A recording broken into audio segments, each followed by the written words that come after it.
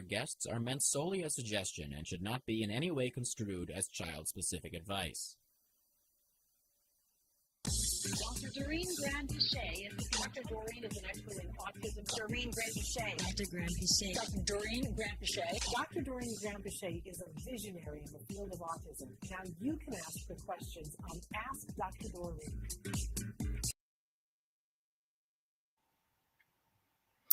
Good morning and welcome to Ask Dr. Doreen.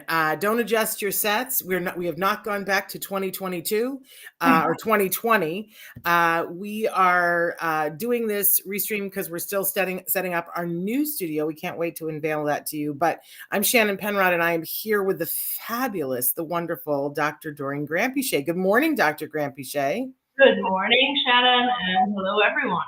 We're so thrilled to have all of you here. I want you guys to know that the chat is now open and Dr. Granpeesheh and I can see it. So if you guys want to be writing it in, this is a live show. I know there's been some confusion lately because we pre-taped a lot of shows, but this is a live show. The date today, I have no idea what the date is today. Where on my screen does it say? Oh, it's the 6th. It's the day after Cinco de Mayo. Somebody told me today is Revenge of the Sith Day. I don't know. Every day in May it has a day. So anyway, because we had May the 4th, now it's Revenge of the Sith. Okay. But we're here. We are live. We're taking your questions. We're live right now on Facebook, YouTube, Twitter, and about a dozen other sites. And our fabulous Chris Desmond is showing you some of the different ways that you can connect with us live, but also some of the ways that you can connect with us later in the day. Listen, we know you're busy and you have a lot of things to do, and that many of you, your preferred method of joining us is via podcast, audio only. We are available wherever you get your podcasts, and it is a free download for you, which is a pretty amazing thing. We've been doing this for over 14 years. But don't forget that we also have two robust YouTube channels. I want to direct all of you to go to the YouTube channel Ask Dr. Doreen, where you can be watching all the amazing work that she's been doing over the last 14 years. Pretty incredible. And search topics and see what she has had to say on other things. But if you can't find your answer, of course, we want you to come when we're doing it live and ask your question in the chat starting right now. I also want to let you know that for those of you who are listening in podcast, you will, as I said, it's a free download for you, which means that you will likely get an ad or two while you're listening. And I hope you embrace that and go, thank you to those sponsors for paying so I don't have to. But some of you, that's not your cup of tea. That's okay. If you would prefer to have it ad free, we have a way for you to do that. It's a very small monthly cost, $5 a month. All you have to do is go to glow.fm/autism live. When you pay that $5, you get everything that we do at the Autism Network. That includes Autism Live, Ask Dr. Doreen, and absolutely every new show that we do will show up in your inbox ad-free, which is pretty incredible for $5 a month. So check that out. I believe I've said everything except the disclaimer, which is very important because even though Dr. Granpeesheh is a true expert in this field of autism, I believe the expert in our time on the subject of autism and things related to it. There is no one, including Dr. Granpeesheh, that can give individual specific advice in this particular format. If you think about it, it just wouldn't be fair to the person, right? Because she doesn't have eyes on the situation. It's not fair to expect her to give individual specific advice either. However, what we have learned over 14 years is there's so much to be learned through telling her what's going on, picking her brain, her asking you more questions, and discussing the subject and getting a broader view on it. So many of you have written in and said it's been transformative. So we hope that you will give us information about what's going on for you. We love it when you tell us where you're watching from. I am geographically challenged, so we don't need your address, right? But we just want to know what the closest major city is. So we might be able to tell you about resources that we could be aware of that are close to you, because it's still not a level playing field. It's different wherever you are. So I think I've gotten to everything. Our topic today is diagnosis, which is a very broad topic. And you guys have written in some questions. Before I launch in, Dr. Granpeesheh, is there anything you wanted to add before I start? I just talk.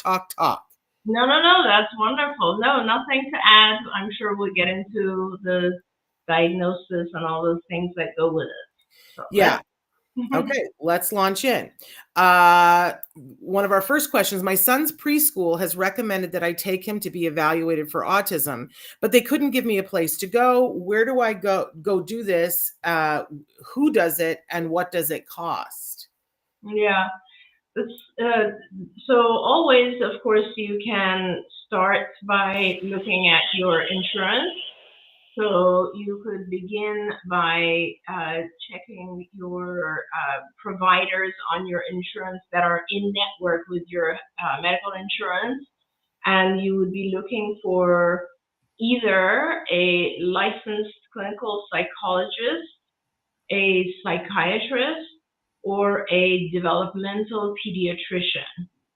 Those are actually, psychologists and developmental pediatrician are probably the most common folks who do diagnose, and then some psychiatrists also do. Some don't feel comfortable with it, but others do. So you should probably call ahead once you've found those folks and make sure that they do actually feel comfortable diagnosing autism. And that's it. And then you go in, and you can also do this via telehealth, but essentially you'd be filling out some questionnaires, which are actually standardized tests, and answering a lot of questions about your child. And then the individual who's doing the diagnosis will observe your child a little bit. So your child needs to be present, whether on Zoom or in person, and will ask you a lot more questions, and then they will identify whether or not your child qualifies for the diagnosis. And thank you for saying to start with your insurance. I got to be honest, my son was diagnosed so long ago now. Yeah. I mean, I think it was almost 20 years ago at this point. And I I didn't know what to do, but somebody said, call your insurance. At the time we were with Kaiser, and they said, call and make an appointment for an evaluation with a developmental pediatrician. And I didn't realize for years how much time and money that saved me, because later on, when we were talking about, there was a moment when we were being encouraged to get a corroborating diagnosis. And then I started calling around to different places, and the waiting lists were insane then. Now they're worse. And the cost was high. So I really appreciate that somebody told me, and that you're telling people, start with your insurance and see what is possible. Yeah, and to answer that question about the cost of this, which was the second part of the question, when a clinician does a diagnosis, they don't need to do a whole battery of tests. Like when I do a diagnosis, I might have one questionnaire filled out. I've been doing diagnoses for, I don't know, like 30 years. So it's very easy for me to meet with an individual and have a bunch of questions answered, and then I can actually say whether or not the diagnosis exists. I don't need the testing. Some payers, insurance companies, just a few of them, not all of them, a few of them require testing, and that can be one test. There are certain tests that are specifically intended for diagnosis.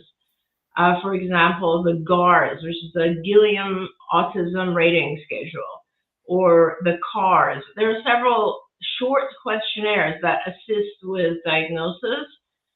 There are some really intense tests that are absolutely not necessary, that are kind of the gold standard when it's necessary, but no one requires these. That would be the ADOS or the ADIR. These are very, very lengthy, time-consuming, difficult, and costly. So basically, the more time a diagnostician spends on assessments, the more the cost of the diagnosis. So if you go in and you see, let's say, a psychologist, and the psychologist has experience and says, okay, I'm going to spend a couple of hours with you and your child, and I'm going to identify whether or not your child meets the criteria for diagnosis, that will probably cost, I would say, less than $400. But if you end up doing a full assessment, it could be closer to $4,000 or $5,000. So that's what you need to clarify. And there's two reasons. So let me just also back up on that. If the evaluations and assessments that are done during diagnosis, like an ADOS, for example, they're not going to tell you anything about the level of. No, let me back up. They're not going to tell you much about what your child actually needs, like their skills and their areas of deficiency and what to do next, and nothing like that. They're just going to give you a diagnosis, and they're going to tell you the level of severity. And when I say level of severity, that has to do with the amount of support your child requires in each of the areas of the diagnosis. So what you'll end up, even if you do a $5,000 assessment, what you'll end up walking away with is a diagnosis and two numbers. Hopefully they'll give you two numbers. One number has to do with the amount of support your child needs in the area of social and communication, and the second number has to do with the amount of support your child needs in the area of what we call stereotypy or repetitive behaviors. And that's about it. That's what you're going to walk away with. So that's why I often, when I do diagnosis, and the main reason that I would do diagnosis is to help someone begin therapy, because you do need a diagnosis in order to gain access to services after that, right? So treatments that are covered by your health insurance. I try to keep it as short as possible because it is costly for the family, and I want to move forward. It's not about whether, like the detail of the diagnosis so much as it is about the detail of assessing the child after the diagnosis to see what skill areas and what areas of deficits they have.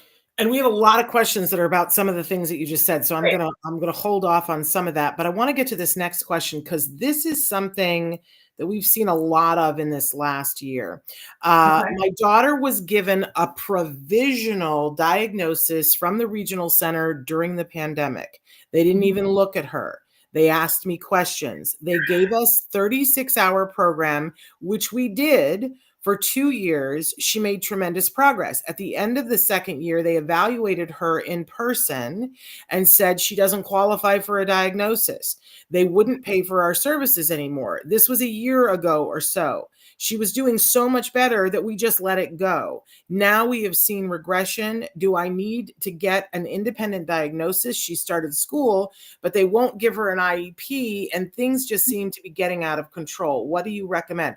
This has been a very common tale that the provisional diagnosis got kids services, but then as a result, they got enough better that the regional center said you don't need anything while they were in the middle of their intervention. It's heart-wrenching. What do you recommend for this family?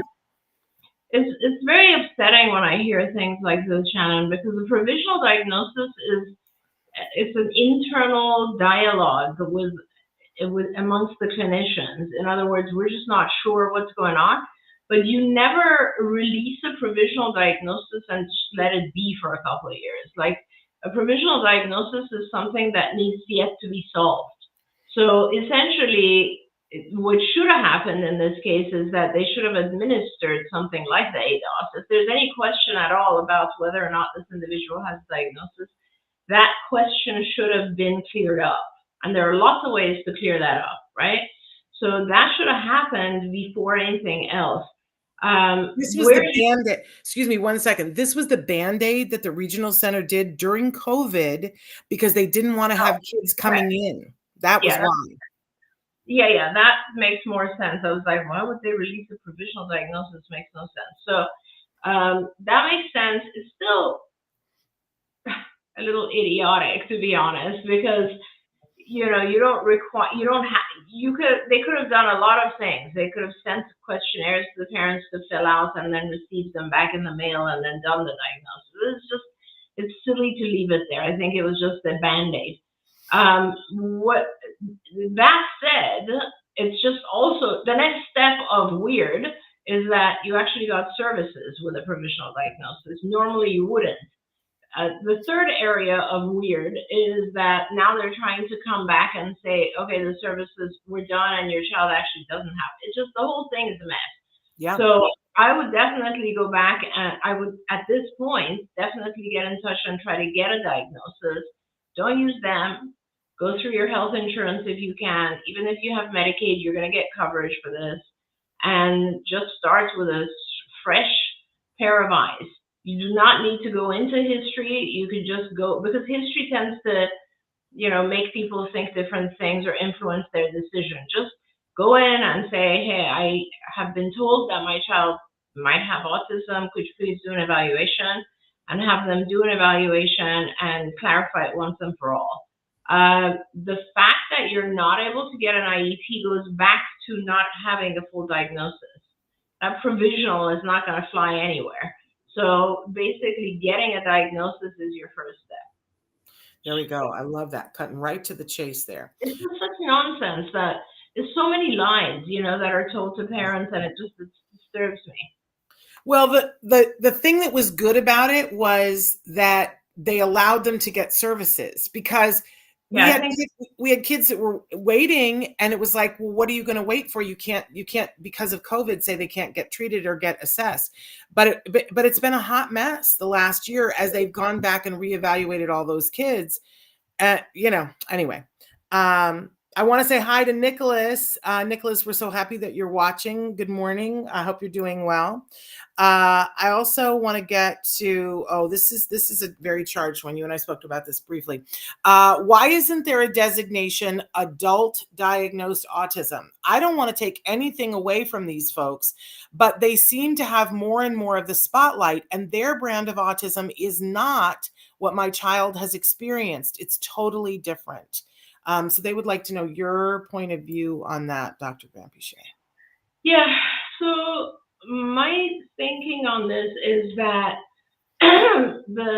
if you are an individual who has never been diagnosed, and now you are an adult, and now you are seeking out diagnosis, or someone has diagnosed you as an adult.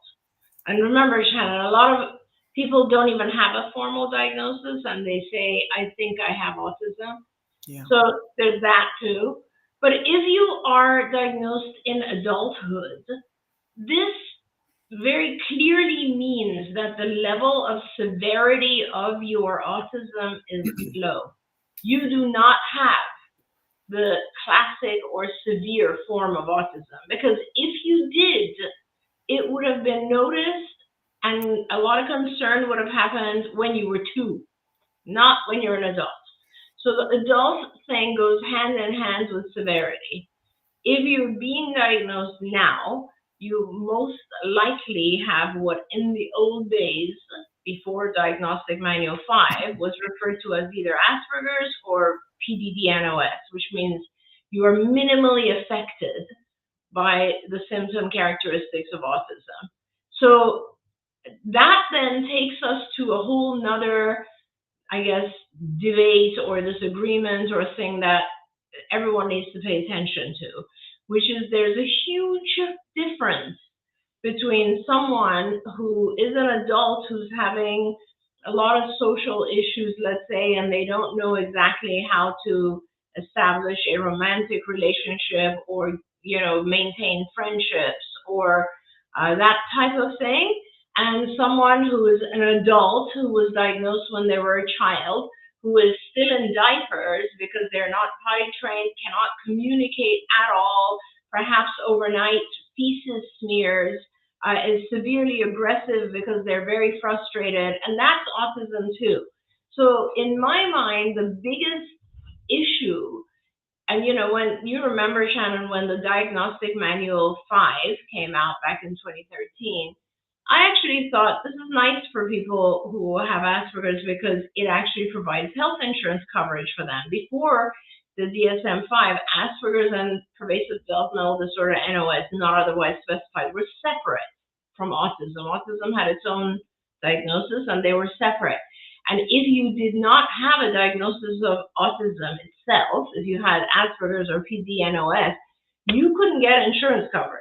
If you remember, you could only get it with a pure diagnosis of autism.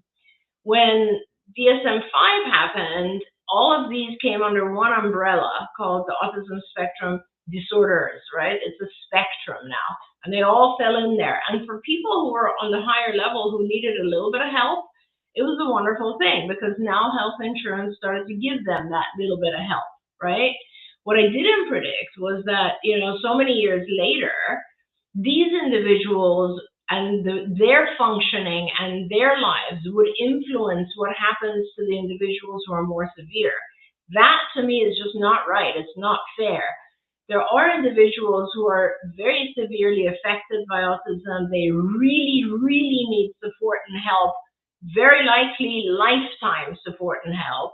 And it's not fair to them, and it's also not fair to their parents or families who are currently being refused services. And the more individuals who are, at the top of the spectrum, the folks who are only affected in terms of, let's say, social or, theory of mind, perspective taking, very, very subtle sort of cognitive elements of autism, when these folks say, we don't need any help, we want to be accepted the way we are, that totally makes sense. But it doesn't make sense for these severe folks. And while it's one spectrum, it's not helpful to the folks who really do need help. Does that make sense, Shannon? I don't know, I kind of went off on a segue, but that was... No, it makes total sense. I mean, I'm just going to say this was a bumpy April. We had, all different types of people in the autism community kind of having their feelings hurt. I'm just going to be honest. I'm going to take a one case scenario. If you guys are watching The Last of Us, right? Great program on HBO. And Bella Ramsey, who is an amazing actress, amazing young actress, has let us all know, and I appreciated it so much, that during the season 1 filming, one of I think it was a makeup person who said something to her because she was having lots of sensory, I should say they were having lots of sensory issues. And the makeup person said, oh, I have a family member like that. Are you on the spectrum? And it was the first time that it had come up, but then some research was done and that individual went and got the diagnosis and has really been a champion for the cause recently and talking about how it informs their acting and how, she's really they are really embracing it.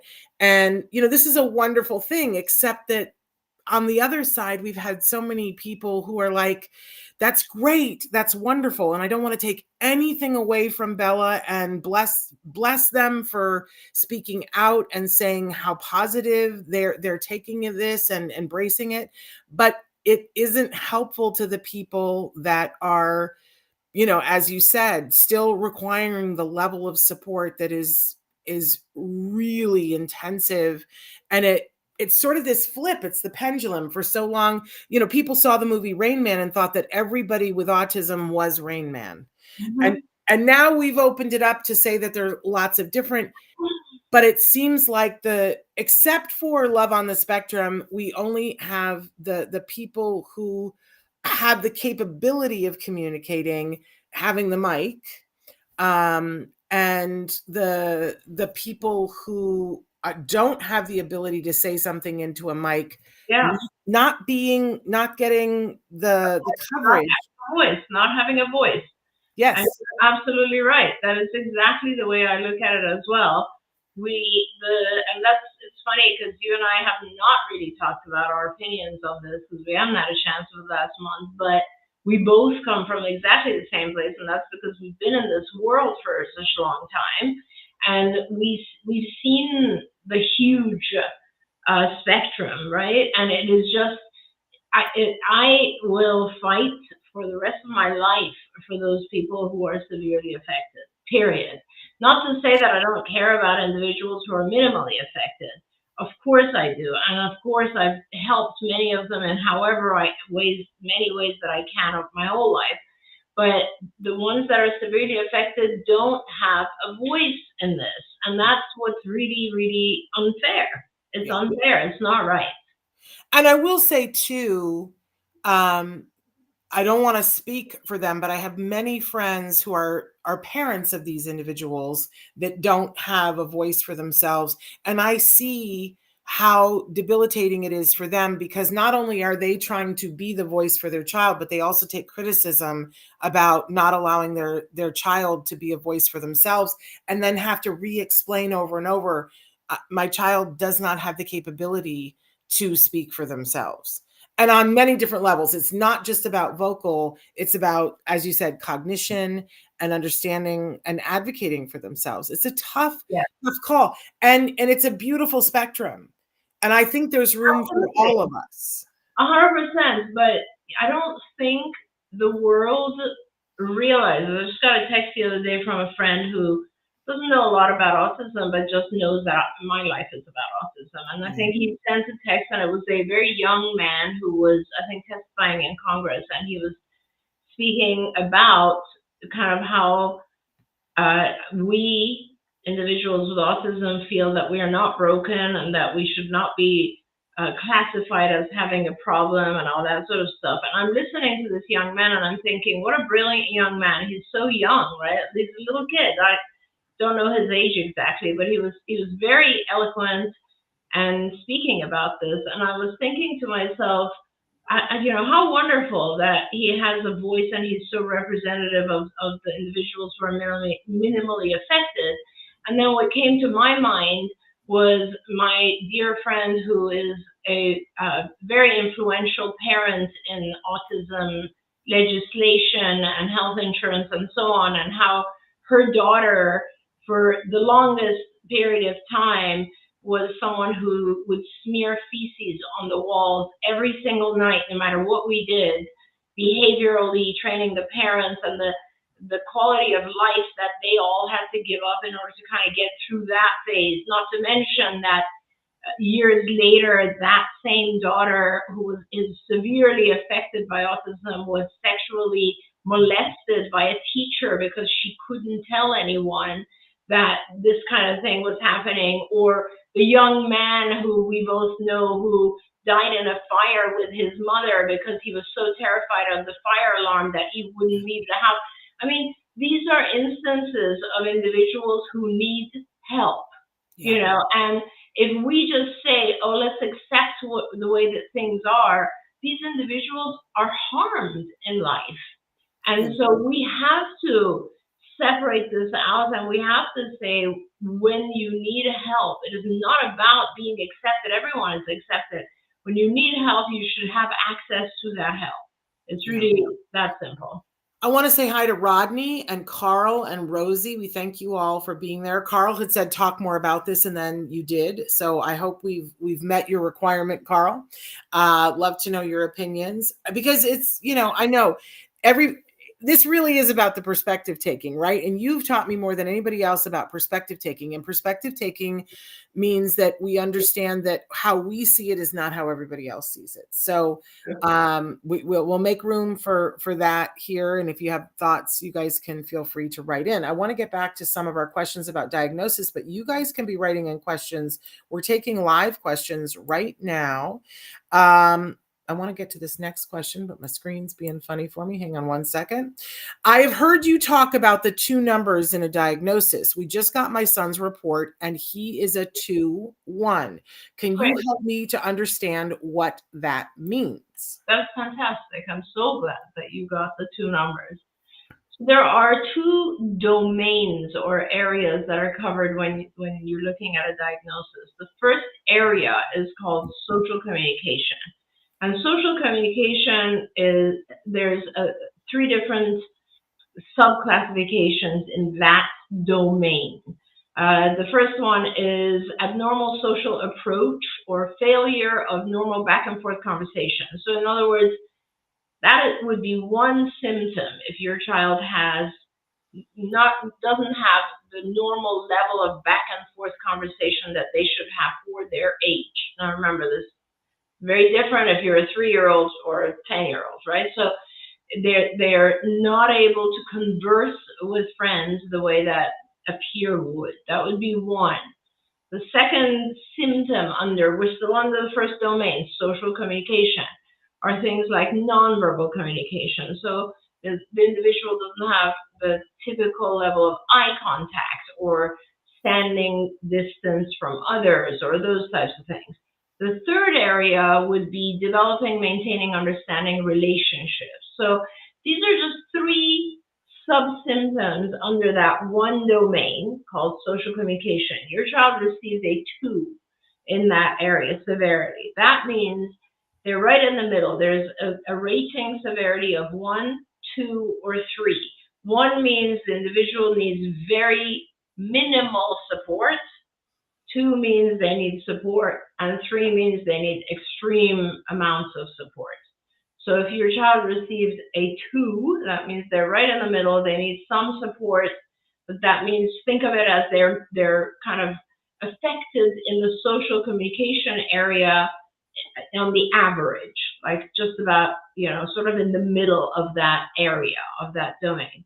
The second domain is what's called restricted repetitive patterns of behavior or interests or activities. And these include a variety of different symptoms, so that's second domain. So there are things like stereotypic behavior, like body rocking, hand slapping, lining up their objects, staring at things from the corner of their eyes, those stereotypies. So that's one area. Another area that could classify in here is insistence on sameness, insisting on routines, being very upset if things are changed. Another area is having very, very fixated interests. So, someone who, let's say, wants to only talk about geography, or they've memorized all the various, logarithms and things like that. The fourth area would be sensory hyperactivity or hyper-responsivity to sensory stimuli. So there's these 4 areas that fall into the second domain, which is the repetitive, fixated repetitive behaviors. Now, if you have a 1 in that area, that means your child is minimally affected in this area. So for your child, they're kind of average affected in the first domain, which is social communication, and they're minimally affected in the second domain, which is the repetitive behaviors. So that's how you interpret those numbers. 1 is very mild, 2 is kind of average, and 3 is very severe. Thank you for that. And one of the things that we've seen over and over and over again is that people write in and tell us just one number. And I know that makes you itchy. Yeah, it's funny, Shannon, it's become so commonplace that if you look it up, you'll get one number, because now it's becoming like one of those things, like how we refer to tissue as Kleenex. Right. Kleenex is a brand. So but it's just over time, definitions change. You should be getting two numbers. And let me tell you why. This is kind of what's very, very important, I think. Imagine a child who is classified as a 1-3 versus a child who's classified as a 3-1. Let's talk about those two for a minute. A child who's a 1-3 is someone who has language, because remember, they're very minimally affected in the area of social communication. That's a 1. But they're very severely affected in the area of restricted repetitive behaviors. That means they have language, they're communicative with people, but they have some of those like very intense reactions when their transitions change or their routines change, and they have kind of almost like obsessive compulsive type stuff. That's that child. What's a 3-1? A 3-1 child is someone who has no language. They don't have communication ability. They're very affected in the area of social communication, but they don't really struggle very much from, let's say, the repetitive behaviors. Do you see how different those two individuals are? And when we don't get the two numbers, they're being seen as the same. That's what's very upsetting. That's why those two numbers matter. Yeah, absolutely. And everything in between. I mean, I love that you showed us, so clearly, and I hope that those of you who know people on the spectrum, you kind of got like an idea in your head of, okay, well, so who would that, 1-3B? Because I think we all know some people who seem very, very, very capable, and they can talk and talk and talk, but like, if they are not able to do a ritual that they're able to do, there's a meltdown and they can't function. Yeah. And that's a very specific treatment and a very specific path. But likewise, unfortunately, very different path than a 3-1. Very different path than a 3-1. But on the other side, I think we've all met children, unfortunately. I don't know, maybe some of you haven't been exposed to a child who has little to no communication skills whatsoever, but maybe doesn't have that sensory sensitivity and doesn't have the repetitive. Right. A very, very different child, and your path as a clinician of what you would do to help them, polar opposite. Exactly. So I think it's sort of unconscionable, Dr. Granpeesheh, that this new DSM-5 was put out, and I know that there was training for clinicians, but where did this 2-number thing get lost? I've been saying to people, if you pay for a diagnosis and you don't get 2 numbers, go back and tell them you need 2 numbers, because people are paying thousands of dollars for these diagnoses and not having it done properly. Do you have thoughts on that? Yeah, it's funny, Shannon, because even in the diagnostic manual itself, the beginning of that chapter, there's an entire section on the 2 numbers. There's a whole section on how you actually apply these numbers. So for clinicians who are giving these diagnoses, if they're giving you 1 number, they haven't even read the chapter on the diagnosis. That's mind-boggling. Yeah. That is mind-boggling. Okay, speaking of the DSM-5, do you think the DSM-5 needs to be changed to better diagnose girls, or do you think the diagnosticians are the problem and they need to be better trained? Yeah, I don't think that you can change the diagnostic manual whenever there is a gender effect. There are gender effects in a lot of the mental disorders, a lot. So the individual who's diagnosing just needs to take that into consideration. Anxiety is one of those where there's a very significant gender effect. Whenever there's anxiety in females, it is more likely to lead to very reclusive type of behavior, whereas when there's anxiety in males, it is much more likely to reflect in sort of aggressive behaviors. One is internal, one is external. So there's gender effects in a lot of different things, and clinicians just need to be cautious and take that into consideration. When I went through the DSM and I talked to you guys about the kind of the subsections and the domains and all that sort of stuff, what I didn't say, which I should say, is that there are other criteria, I guess. The 2 that I went through are domain 1 and domain 2. There's 3 other things that have to happen in order to get a diagnosis. And those 3 things, what's interesting is they apply to a lot of other disorders as well. So I kind of want to just mention those 3 things. Sure. The first one, which is criteria 3 or C, is that symptoms have to be present in early development, but they can become very fully manifested later in life depending on the stressors. So in other words, when you see something that's going on, let's say the individual you were just talking about, and they're saying, hey, I feel like a lot of, sensory type issues bother me a lot, you have to ask, was that always present in your life? And if it's only just becoming apparent to you now because you're a public figure, for example. Right. So these symptoms cannot have just become apparent later in life. Like they could have, depending on your stressors, but they have to have some early developmental connection. So that's number 1. The second one is, this is a big one, and this is one I always talk about with people, and here it is. I'm going to read it verbatim, okay? Mm-hmm. Symptoms must cause clinically significant impairment in social, occupational, or other important areas of current functioning. Here we go again. Symptoms must cause a clinically significant impairment. Yeah. So, and that the reason I reiterate this is because I have so many people coming to see me who really might have some form of social issue or other type of thing going on.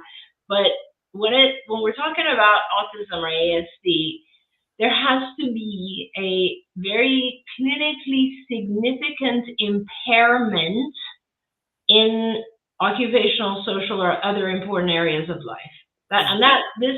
This criteria, by the way, applies to almost all of the disorders that are in the DSM. Yeah. Unless there's some clinical significance that is affecting your life, it's not a disorder. Okay, right. That's really important. And then the last criteria is that these disturbances, these issues are not better explained by something else, such as intellectual disability or global developmental delay or anything else, ADHD or whatever else.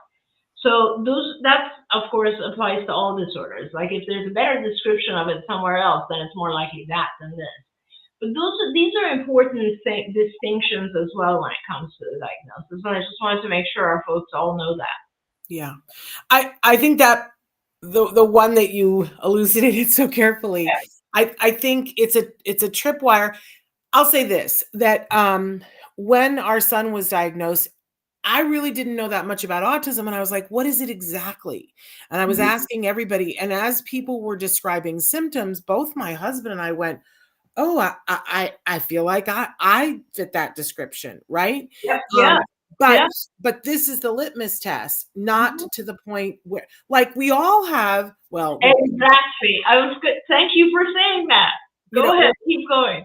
But a lot of us have social anxiety, right?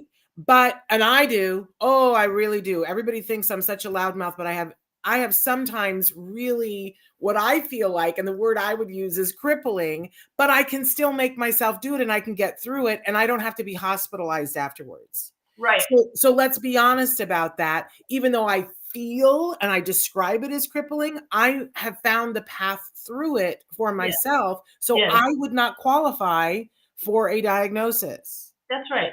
And you can apply exactly what you just said, Shannon, to a lot of other diagnoses as well. Talk about ADHD, for instance. You can have all of us do these days, especially with everything that's in our food and dyes and whatever, and phones and all the electromagnetic fields and all that. A lot of us have a lot of distractibility. A lot of us have a hard time with attention. A lot of people do, right? But you still won't qualify for a diagnosis because we get through it. It is not debilitating. It is not causing clinically significant impairment in one area of our lives. And so we get through it. We may not be 100%, but we're able to get through it. And that's what you were referring to is really the kind of murky line, I guess. Yeah. Because the ability to get through these things is different by person, for each person, right? So as a person, let's say I might wake up in the morning and have, a headache. And either I will classify that as something I'm just going to cope with and go through the rest of my day, or I will classify it as something very scary and, oh my God, what's going on with me, and I'll stay in bed. And the decision is really kind of an internal decision of how we describe it, how we experience it, all of that. You know what I mean? And so something that for me might not be clinically cause clinical impairment might cause for someone else. And all that means is that someone else, will now be eligible to receive help. And that's very important for people to understand why we classify, like a lot of people, like you said, have anxiety. That doesn't mean they're going to get the diagnosis of anxiety. But if they go and they describe their anxiety in a very severe way, because that's how they really feel, they will get the diagnosis of anxiety, because a lot of the stuff in the DSM is based on symptoms. It's not based on a blood test. It's not based on, let me look at your hormones or something. It's based on symptoms. And how do we get symptoms? It's how you describe them. Yeah. And how you describe them is how you experience them.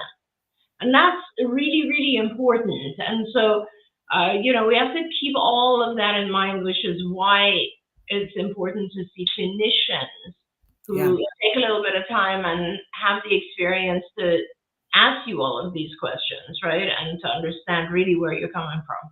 Well, and I'm going to take that and go back to the question about girls and women being diagnosed. There you go. Because I feel like that dovetails right into it. That a lot of the criticism is that women are sometimes, not always, let's not overgeneralize, but sometimes women are more adaptable. Even though they're having these issues, they're more adaptable, which then means they don't get the diagnosis because they're not conveying what the symptoms are because they've adapted. So it gets a little fuzzy. What would you say to that? I agree, and I totally agree with you. And I don't think it's just adaptability. It's also how girls are raised versus boys. Yeah. And as time progresses, that changes. That has changed, and it will continue to change. But remember, this gender effect thing has a lot to do with, women are more internalizing, men are more externalizing. That is just part of genetics. And so that's the difference between, let's say, estrogen and testosterone. Really, it's that simple. But the bottom line is that, yes, over time, women have learned not to raise their voice, as an example. And so, and that's why I said over time, this is changing. Going into the future, this has changed. How we raise our daughters and sons has changed. But, 10, 20, 30, 40 years ago, it was the case that a girl who was struggling with various symptoms would be much less likely to go to the parents and say, I'm having these issues. Or if the parents saw the girl having a harder time making friends, it was less of an issue than if the boy was having the same problems. If a girl failed in math, it was less of an issue than if the boy failed, that kind of thing. So that's why there's always an underdiagnosis of girls, just because there are certain things that are classified as girl traits, and so they seem more acceptable to society. That makes me just want to throw things, but other than that, things have changed, though. I mean, they're very much changing over the course of time, but that's how it is. Yeah. I hope so. Okay, we have a question here. My oldest son was just diagnosed. He is about to be 5, and we have been waiting for almost 2 years. I also have a 1-year-old. At what point should I have him evaluated? Should I be looking for signs? Oh, goodness. Yeah, I'm so sorry that it has taken 2 years. That's just horrible. Yeah, I think it's not a bad idea to be watching out. I know that as a parent, when you have one child who has received a diagnosis, you're automatically going to be looking for red flags. And one is a little bit too young unless you have very extreme signs, I guess, I would say at this point. Things like, for instance, not being able to get a child's eye contact when you call their name. Now, as one, that very basic thing should exist. You should be able to call your child's name and they should look at you. And if that is not happening, that is, for instance, one of the things we classify as a red flag. There are, in fact, there's actually a very good questionnaire called the M-CHAT, M-CHAT, which is a screening questionnaire. So you also need to know the difference. There's diagnostic and then there's screening, and they're quite different. Screening questionnaires do not lead to a diagnosis. Screening questionnaires are the ones that you want in this case because they give you all the red flags. So you look up M-CHAT online. I promise you it's probably there, and you can easily answer the questions on the M-CHAT and score it yourself. It's not hard to score. You have to add some numbers and subtract some numbers, and then you'll see if there's anything to worry about. And I would do that probably every 6 months. And then if you're on the border, like if you're unsure, if things are not becoming very clear to you by the time the child is, let's say, 2.5, I would go and seek a diagnosis at that point. And can I say, just because nobody told me this, that if your child loses skills, that is not something that you wait and see if they come back. Yeah, that's very important as well. And that's a big one, of course. And I'm not sure because I'm less engaged with diagnosis. I'm still doing diagnosis, but much less than I used to. And I haven't seen that often. I wonder if it's happening as much regressive. Really? But that would be amazing if that were true, because a few years ago that was like 50% of yeah, kids. it was happening a lot. Absolutely agree with that. Oof. And it's not necessarily a positive thing, Shannon, if we don't see as much of that. And I'll tell you why. Because if we don't see as much of that, one possible answer is that it is happening so early that we just don't see. There's not enough time for accumulation of skills and then regression. Does that make sense? Yes, I'm sorry though. That makes me very, very nervous either way. But yes, there's a subtype definitely that we see that is kids who, and specifically with parents, it's language. The child has words and they lose words. And once you lose words, the next thing is you lose contact. You lose eye contact, you lose a connection. And so it's very, very important to note those types of things and go in immediately. And I say that, but I know parents are struggling so much to get a diagnosis fast. And it's just so upsetting. And, which is why I've dedicated like one day a week, this day, Tuesdays, to doing diagnosis after the show. So yeah, it's very, very upsetting. Well, that goes right to our next question. They wrote in and said, Temple Grandin, because we interviewed her and that played last week. Temple Grandin said that her biggest concern was the lack of diagnosis for kids who are 3 and not speaking. Yeah. Shannon mentioned on the show last week that you are trying to do something about that. What can you tell us? You sort of just gave us a hint. Well, I'm trying to build a whole separate company around diagnosis, because I've been diagnosing for a very long time. And there are a couple of folks who work with me who we've known each other for over 20, almost 30 years. Vince Redmond, who a lot of our folks know, and Evelyn Kong, who a lot of our viewers know. And the three of us have done diagnosis for a long time. And Vince and Evelyn are helping me, and we're looking at how we can potentially do that as a completely separate thing. We're just now starting, and as I said, what we're doing is we have a lot of people who are requesting a diagnosis coming in, and we are focusing on the younger children first, because there's such a need to get them into treatment as soon as possible. So we are trying to do that. And it doesn't take us very long to do a diagnosis. It takes a couple of hours for each child. So it is possible for us to do, I don't know, maybe 5 or 6 a week. It's definitely not enough. I was very fortunate that I got my, it's called the e-passport, where I am licensed. I was originally licensed, as you know, Shannon, in a bunch of states as a psychologist. This is not my BCBA life, it's my other life. And now I'm licensed pretty much across the US through this e-passport thing. There's only a couple of states that I'm not licensed in. So we can actually do this for kids across the country. And we're really focusing on trying to help the very young folks who are just like the individual who just wrote in and said, I've been waiting 2 years, my child is 5.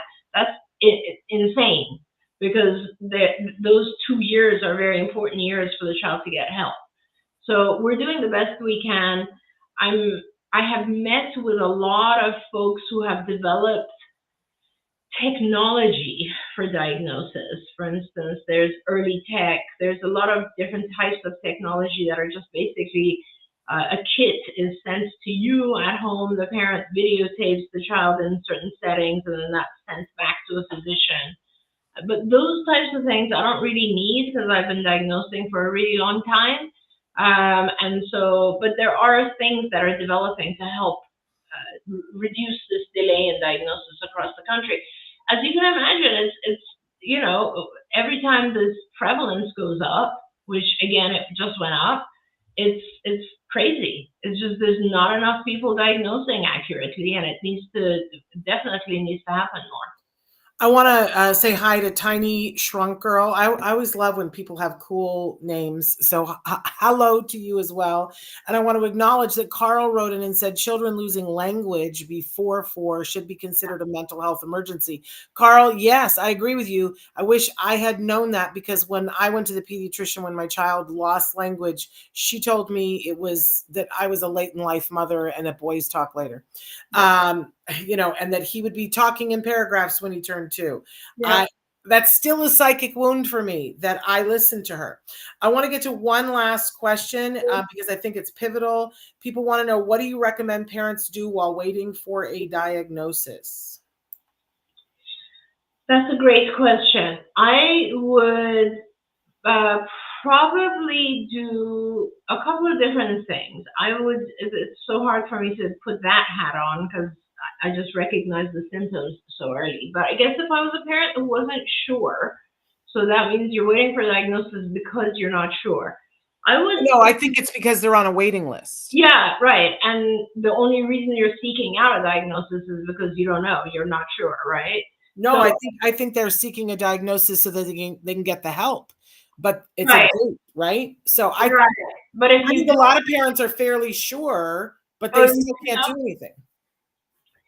Yeah, so that's a whole different, that's a different perspective as well. I just don't know. Most of the parents I see at diagnosis are unsure of what's happening with their child. So, and maybe it's because it's wishful thinking, right? You just kind of don't want to that. But what I would say is, the first phase, if you're unsure, I would do what I just told the other viewer, which is get online, get a MChat, do a screening tool, which you can do yourself. And then that will kind of, one way or another, let you know where you're headed. If you are at risk, which the MChat is a screening tool, so it'll tell you if your child's at risk. If you are at risk, then there's a lot of things you can do to kind of get started. The first thing I would do is I would educate myself on not necessarily on autism. I mean, it's very important actually to get an education on autism, and I'd be reading every possible thing that exists out there, because there's an aspect of autism that has to do with making sure you don't ignore the health of the child. So when you assume, if you do the screening, that you already have a diagnosis, and what would you do next? Educate yourself, understand what it means. Is there a diet you need to do that might help? Is your child sleeping well? Are there other things you need to do to make sure your child is in their absolute best place in regards to learning? Because the next thing that's going to happen is a lot of teaching to try to catch your child up, or to figure out ways where your child can learn, because clearly they didn't learn the typical way. So that means you need to educate yourself on ABA, and the applied behavior analysis, which is the only thing that is 100% covered right now by health insurance and is supposed to be the treatment of choice right now. So what you need to do is learn about ABA. And don't go in listening to people's opinions, just learn, read about it, learn, go on websites. Like we have a new program that's called Neurodivergent Parenting, which is a really good program to train parents. Look online, read what you can, go on. Our other program, obviously Skills, teaches you a lot about the different types of things that your child might be deficient in or needing help and support in. Educate yourself as much as you can during this time that you're waiting, and start to really observe and track and list the areas that your child needs support in, and try to start finding those resources even before the diagnosis. Now, a lot of ABA providers, for example, are not going to accept a child until they have a diagnosis, but that doesn't mean that you can't get on their wait list, or you can't have made contact, you can't have research the providers around you and select the one that you feel more comfortable with so that you're ready to go. This is really important, because when you get that diagnosis, you don't want to have another 2-year wait period. You want to be ready to go so that you can get your child in services right away. Of course, I was muted. Sorry. And we're out of time. We have to let you go because I know you have so many things pressing you, but thank you so much for being here and elucidating all of this because it's dense. And I think that a lot of times, you know, it's just, it is a gate preventing our loved ones from getting to help, real help, right away. So I thank you so much. We've got a great guest tomorrow, you guys, talking about a company that they work for called NeuroTalent, because we're really looking at making sure that for those of you who are ready to work, that you can get access to work, right? It's a very interesting landscape right now, and they're going to talk about that. So make sure that you join us tomorrow. But thank you, Dr. Granpeesheh, as always. Your brilliant mind, so helpful to us. We'll be back tomorrow. Until then, give your kiddos a hug from me and one for you too. Bye-bye for now. Bye, everyone. Don't forget, you can watch Ask Dr. Doreen live every Tuesday morning at 10 a.m. Pacific time. We hope to see you there.